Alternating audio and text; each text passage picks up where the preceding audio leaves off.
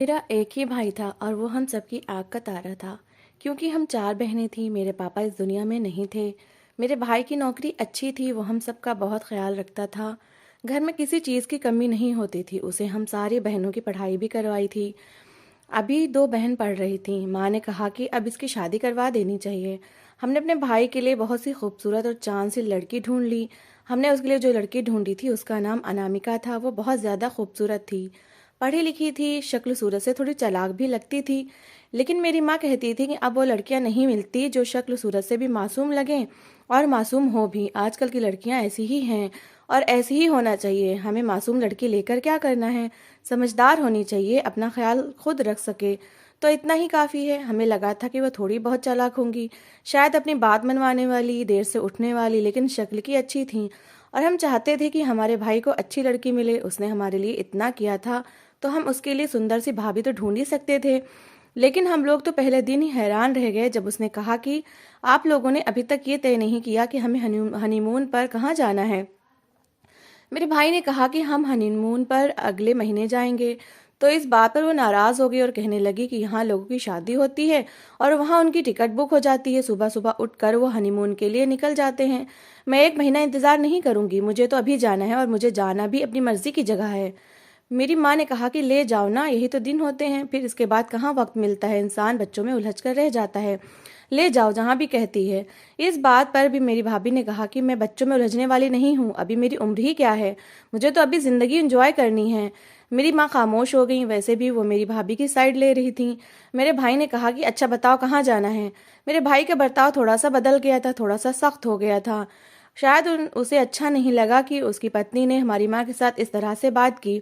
उसने कहा मुझे तो दुबई जाना है। मेरे मुंह से तो चाय बाहर आ गई।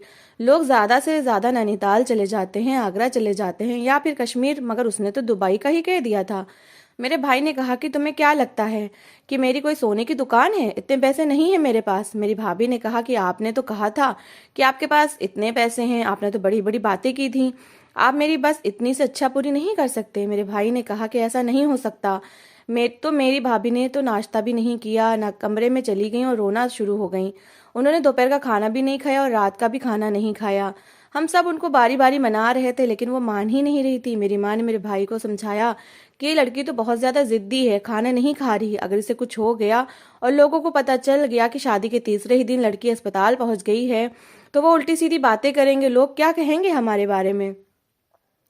और अगर उसने अपने माँ बाप से शिकायत कर दी।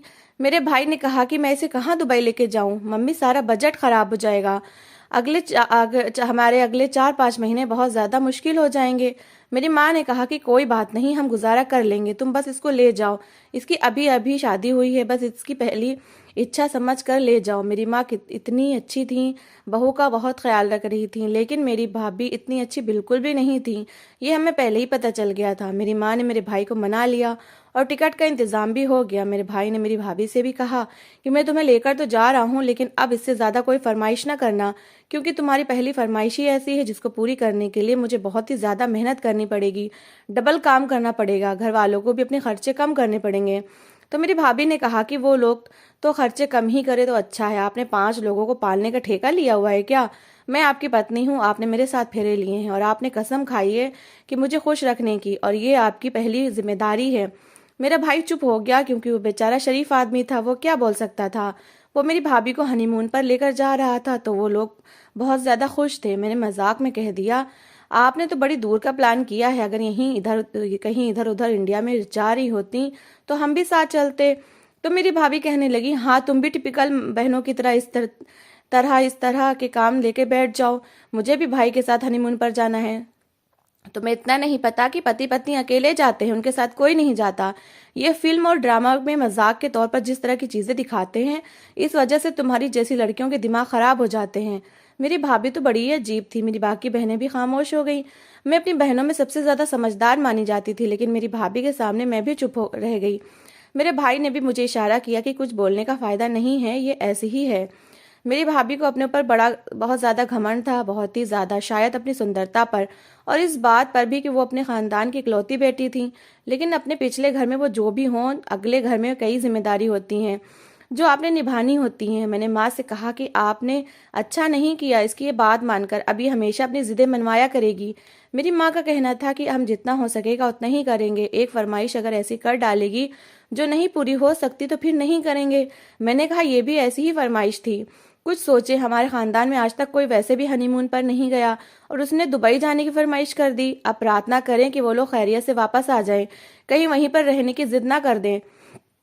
मेरी माँ ने कहा कि अब ऐसी भी बात नहीं है। दिन इसी तरह गुजरने लगे। ये लोग 15 दिन के लिए गए थे, लेकिन दिन ज्यादा हो गए थे। पहले 1-2 दिन तक हमें फोन करके बताते रहे कि सब कुछ ठीक है, बहुत अच्छा है, लेकिन अब तो 6-7 दिन में एक भी फोन नहीं आया। मेरी माँ ने कहा कि बस अब तो वापस आने की तैयारी कर रहे होंगे, लेकिन 15 की जगह 20 दिन गुजर गए। मैंने अपनी माँ से कहा कि जरूर भाभी ने प्रोग्राम लंबा करवा लिया होगा, उनका दिल नहीं कर रहा होगा वापस आने का।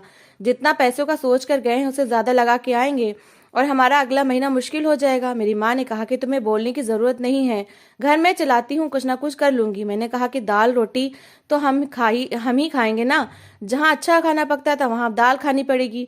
मेरी माँ ने कहा कि तुझे खाने की पड़ी है, लेकिन असल में मुझे खाने की नहीं पड़ी थी, मैं कुछ और ही सोच रही थी, क्योंकि मुझे मेरी भाभी पर यकीन नहीं था। और फिर कहते हैं ना कि कभी कभी कुछ सोचा बोला हुआ पूरा भी हो जाता है। या फिर मेरी जबान ही काली थी, हमारे ऊपर दुखों का पहाड़ टूट पड़ा। मेरी भाभी एक दिन वापस आ गई, लेकिन उसके साथ मेरा भाई नहीं था। जब हमने पूछा कि भाई कहाँ है, क्या वो अभी तक एयरपोर्ट पर ही है, तो वो कहने लगी कि नहीं, वो तो हमेशा के लिए उधर का ही हो गया। मैंने कहा कि क्या मतलब? तो भाभी ने हमें ऐसी बात बताई कि हम पर कयामत टूट पड़ी।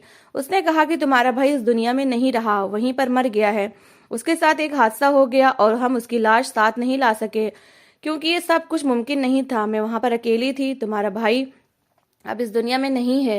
मेरी भाभी की आंखों में आंसू थे, लेकिन इतने नहीं थे जितने होने चाहिए थे। हमारे लिए तो सब कुछ खत्म हो गया, हमारा इकलौता भाई इस दुनिया से चला गया। हम बहुत ज्यादा परेशान थे। हमने कहा कि ऐसा नहीं हो सकता, ये झूठ है, ऐसा कैसे हो गया? उन्होंने कहा कि हादसे तो जिंदगी में हो जाते हैं, क्या मैंने जानबूझकर ही हादसा करवाया है? दुनिया में हजारों लोग सड़कों पर मरते हैं, इसमें किसी की भी गलती नहीं होती, और वहां पर ही सब कुछ हो सकता है। मुझे क्या पता था कि ये सब कुछ होने वाला है। मेरी माँ ने कहा कि तुम मेरे बेटे को लेकर गई थी, तुम्हारी जिम्मेदारी थी, तुम्हारे हवाले किया था। अगर तुम वहां जाने की जिद ना करती तो आज मेरा बेटा जिंदा होता। अरे तुम्हारा क्या गया, मेरा तो बेटा चला गया, बुढ़ापे का सहारा चला गया, हमारे घर का कमाने वाला चला गया। अब हम क्या करेंगे? मैं इन 4 लड़कियों को लेकर कहाँ जाऊंगी? और तुम्हारा क्या होगा? तुम क्या अपने घर चली जाओगी? भाभी बोली, किसने कहा कि मैं अपने घर चली जाऊंगी? हमें लगा कि शायद उसे हमारा एहसास हो गया है, वो हमारे साथ रहेगी और जो कुछ भी होगा मिलकर करेंगे। पर ऐसा कुछ नहीं था, उसे हमारा कोई एहसास नहीं था। वो पता नहीं इस घर में क्यों रह रही थी। मेरा भाई तो इस दुनिया से चला गया था, लेकिन वो अभी तक यहाँ पर थी, पूरा दिन खाती पीती थी, नखरे भी करती थी। एक दिन कहने लगी कि पराठे के साथ पनीर भुर्जी क्यों नहीं बनाई। और मेरी माँ हैरान थी कि ये वो औरत है जो अब शादी के पहले महीने में विधवा हो गई है, लेकिन ये इतनी ज्यादा फरमाइशें कर रही है, अभी भी इसको नखरे करने की आदत है। हम लोग इस औरत पर हैरान थे, हमने ऐसी औरत आज तक नहीं देखी थी। एक दिन ऐसा हुआ कि मेरी भाभी बैठी थी और उनका फोन भी साइड पर ही पड़ा था। जब उनके फोन पर दुबई के नंबर से कॉल आने लगी, मैं हैरान हुई। उन्होंने देख लिया कि मैं देख चुकी हूँ और उन्होंने फोन उठाया और कमरे में चली गई, और वो किसी से बातें करने लगी। उनको हमेशा दुबई के नंबर से ही फोन आता था, लेकिन दुबई में कौन था? एक दिन तो मैं उनकी बातें सुनने लगी तो हैरान रह गई। वो किसी से फोन पर बात कर रही थी, बहुत धीरे आवाज आ रही थी और कह रही थी कि मुझे माफ कर दो, मुझसे गलती हो गई, सब कुछ तो तुमने ले लिया, मैं क्या करूं? मैं कुछ नहीं कर सकती, ना ही मैं वापस आ सकती हूँ। नहीं, मैं तुम्हें नहीं बताऊंगी कि मैं कहाँ हूँ। पता नहीं कौन था जिससे मेरी भाभी डर रही थी। मेरी भाभी तो किसी से भी नहीं डरती थी, ना किस्मत से, ना जिंदगी से, ना समाज से, ना मेरे भाई से। उन्होंने मेरे भाई को हमसे छीन लिया। अगर वो दुबई लेकर ना जाती तो शायद मेरा भाई जिंदा होता। हमें क्या पता था कि वो वापस नहीं आएगा। हम तो इंतजार में बैठे थे। मुझे तभी समझ जाना चाहिए था जब ये लोग 15 दिन का कहकर 30 दिन के बाद वापस आए थे। कोई ना कोई साजिश जरूर थी। पता नहीं इस सब में किसका कसूर था। पता नहीं वो सच बोल रही थी या झूठ बोल रही थी। हम तो अपने भाई को आखिरी बार देख भी ना सके। हमारे लिए तो हर तरफ दुख ही दुख थे। लेकिन ये औरत जो किसी से नहीं डरती थी, इसको अपने ऊपर बड़ा घमंड था, जिसका सारा घमंड उतर चुका था। ये हमारे साथ भी तो लड़ाई झगड़े करती थी, लेकिन असल में बहुत ही डरी रहती थी, परेशान रहती थी।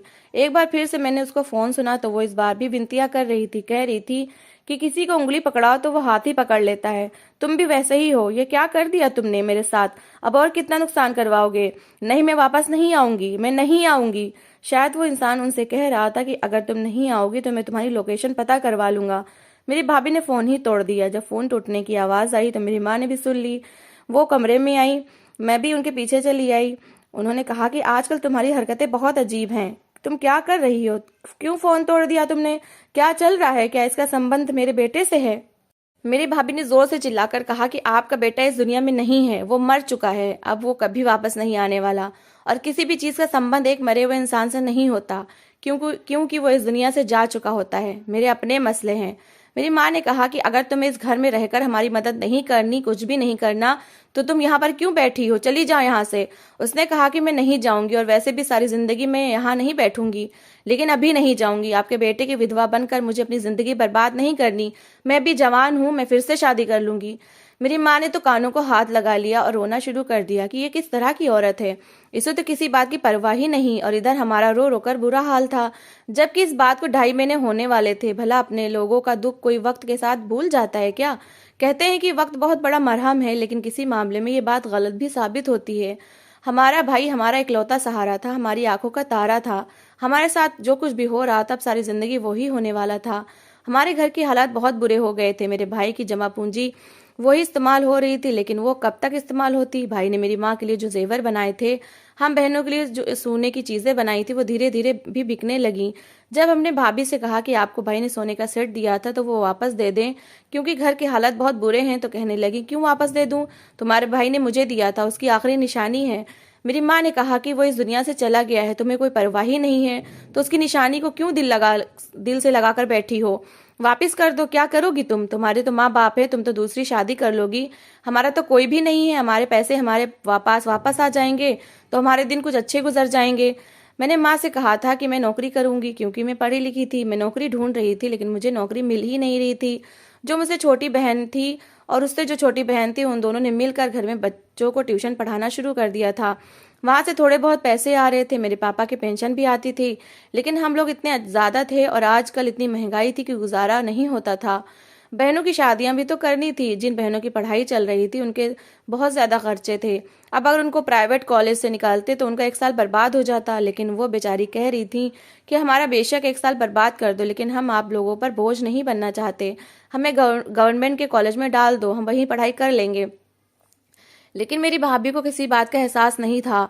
उन्होंने तो सेट हमें वापस नहीं किया और कहा कि मैं तो वापस नहीं करूंगी। ये किस तरह की औरत थी जिसने हमारे भाई को ना जाने क्या कर दिया था, और अब ये यहाँ से जा भी नहीं रही थी।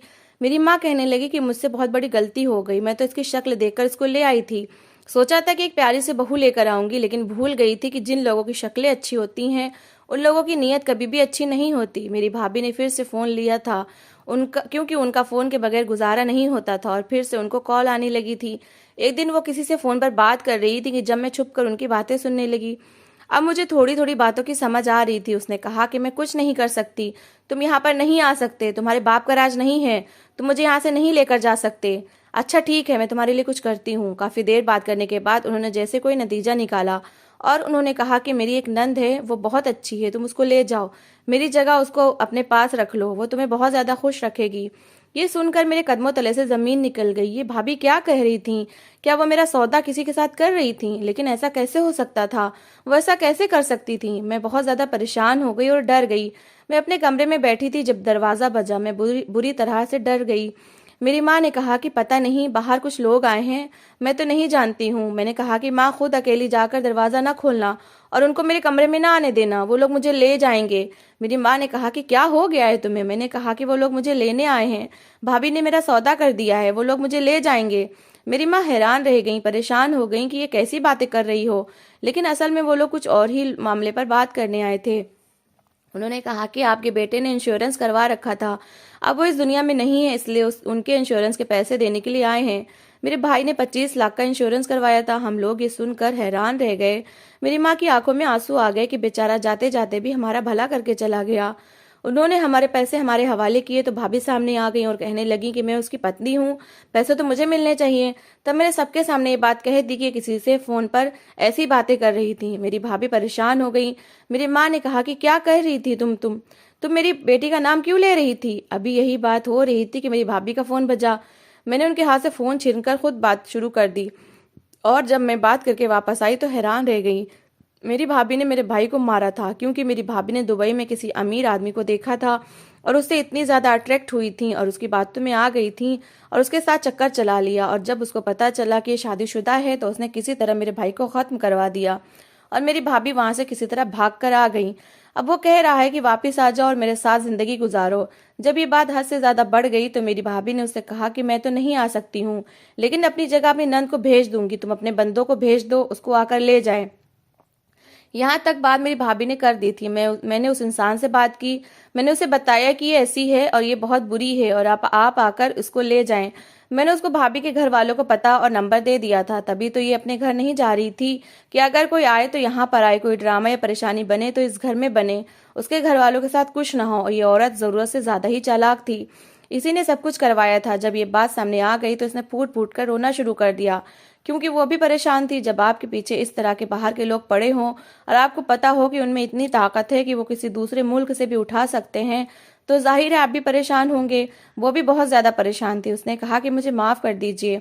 उस आदमी के पास बहुत पैसे थे, वो एक जगह पर बैठा था, हम लोग भी वहां पर बैठे शो देख रहे थे, लोग पैसे लुटा रहे थे, वो सोने की चैनें फेंक रहा था। मैंने सोचा कि इसके साथ थोड़ी दोस्ती कर ली जाए तो हमारे हालात भी अच्छे हो जाएंगे। लेकिन आपके बेटे की कमाई इतनी अच्छी नहीं थी। मैं पूरी दुनिया देखना चाहती थी, बहुत कुछ करना चाहती थी। मैंने उस आदमी के साथ छोटा मोटा फ्लर्ट किया जो एक मुलाकात में लाखों रुपए उड़ा देता था, लेकिन मुझे नहीं पता था कि वो मेरे पीछे ही पड़ जाएगा, और वो वाकई मेरे पीछे पड़ गया। जब मैंने कहा कि मेरा पति है और मैं उसके साथ बहुत खुश हूं तो उसने आपके बेटे को मरवा दिया। उसके बाद उसने मुझे भी पकड़ने की कोशिश की, मेरा पीछा किया, मैं किसी तरह वहां से भागने में सफल हो गई। इतने दिन हम वहीं पर बिजी थे, तभी तो हमें इतनी देर हो गई। मेरी माँ ने कहा कि तुम अपनी बेशर्मी की कहानियां सुना रही हो, अपने पति को अपनी बेशर्मी और लालच की वजह से तुमने मरवा डाला। तुम्हारा क्या गया, हमारा तो बेटा चला गया, निकल जाओ इस घर से और अपने घर चली जाओ। अब वो मुसीबत भी तुम्हारी और तुम्हारे कर्म भी तुम्हारे। उस इंसान को मेरी बेटी ने तुम्हारे घर का पता दे दिया है, तो वो वहीं पर आएगा, तुम जानो और तुम्हारे माँ बाप जाने। तुम्हारे माँ बाप को भी तो पता चले कि उनकी बेटी क्या करती फिर रही है। मेरी भाभी मेरे कदमों में गिरकर बैठ गई, कहने लगी कि ऐसा ना किया जाए, मुझे वहां पर वापस ना भेजा जाए। मेरे माँ बाप को पता चल गया तो वो मेरे बारे में क्या सोचेंगे, वो लोग मुझे कभी माफ नहीं करेंगे, मेरे साथ नहीं देंगे। मेरी माँ ने कहा कि हमने तुम्हारा साथ देने की पूरी कोशिश की थी, मैं तुम्हें बेटी बनाना चाहती, लेकिन तुम इस काबिल नहीं थी, इसलिए अब हम कुछ नहीं कर सकते। भाभी को माँ ने घर से निकाल दिया। हम लोगों को इंश्योरेंस के पैसे मिल गए, हमें तो पता भी नहीं था कि भाई ने इंश्योरेंस करवाया है। हमें बहुत अफसोस हुआ। हम जब भी सोचते हैं तो हमारी आंखों में आंसू आ जाते हैं कि हमारे भाई के साथ कितना बुरा हुआ। इतनी सी उम्र में वो बेचारे इस दुनिया से चला गया। अभी उसकी शादी को 1 महीना भी नहीं हुआ था, अभी उसने जिंदगी में कुछ देखा भी नहीं था और उसको ये जिंदगी को छोड़कर जाना पड़ गया। हमने उन पैसों से छोटा मोटा कारोबार शुरू कर दिया, हमारे घर की हालत अच्छे हो गए। मेरी भी शादी हो चुकी है, इस बात को 5 साल हो गए हैं। बाकी बहनों की भी पढ़ाई पूरी हो गई है और दोनों बहनों के भी रिश्ते तय हो रहे हैं। हमारा घर अच्छे से चल रहा है। मेरी माँ ने और मैंने मिलकर सब कुछ संभाल लिया। मेरा पति भी अच्छा है, वो भी हमारा साथ देता है और जो कारोबार हमने उन पैसों से बनाया है उसको वही संभालता है। एक तरह से देखा जाए तो हमारी जिंदगी को हम किसी तरह से लाइन पर ले आए हैं, लेकिन कमी है तो हमारे भाई की, जिसकी वजह से ये सब मुमकिन हुआ। उसको बड़ा शौक था हमारी शादियां देखने का, हमारी खुशियां देखने का, लेकिन वो इस दुनिया में नहीं रहा। मेरी भाभी के साथ क्या हुआ ये हमें नहीं पता, क्योंकि उसके बाद से हमें उसकी कोई खबर नहीं मिली। हमें इतना पता चला था कि उसके माँ बाप को उसके बारे में सब कुछ पता चल गया था और उन्होंने भी उसके साथ देने से मना कर दिया था। इसके बाद उसके साथ क्या हुआ ये हम नहीं जानते और हम जानना भी नहीं चाहते। हमारी जिंदगी के हालात तो इतने अच्छे हैं, लेकिन हमारा भाई हमसे दूर हो गया और हमें हमेशा याद आता है। हम हमेशा उसको याद करते रहेंगे और उसके लिए प्रार्थना करते रहेंगे। और लोगों को यही कहना चाहूंगी कि एक औरत कैसे पूरे खानदान को बर्बाद कर देती है, इसलिए अपने घर में किसी भी औरत को लाने से पहले उसकी अच्छी तरह से छानबीन करें। और हम उसकी सुंदरता देखकर पागल हो गए थे और यही हमारी सबसे बड़ी गलती थी। तो दोस्तों, इस कहानी को लेकर आपकी क्या राय है कमेंट बॉक्स में ज़रूर बताएं, और अगर कहानी अच्छी लगी हो तो प्लीज़ लाइक करें, और अगर आपने हमारे चैनल को अभी तक सब्सक्राइब नहीं किया तो कर लीजिए। तो मिलते हैं ऐसी एक अच्छी कहानी के साथ। Thanks for watching.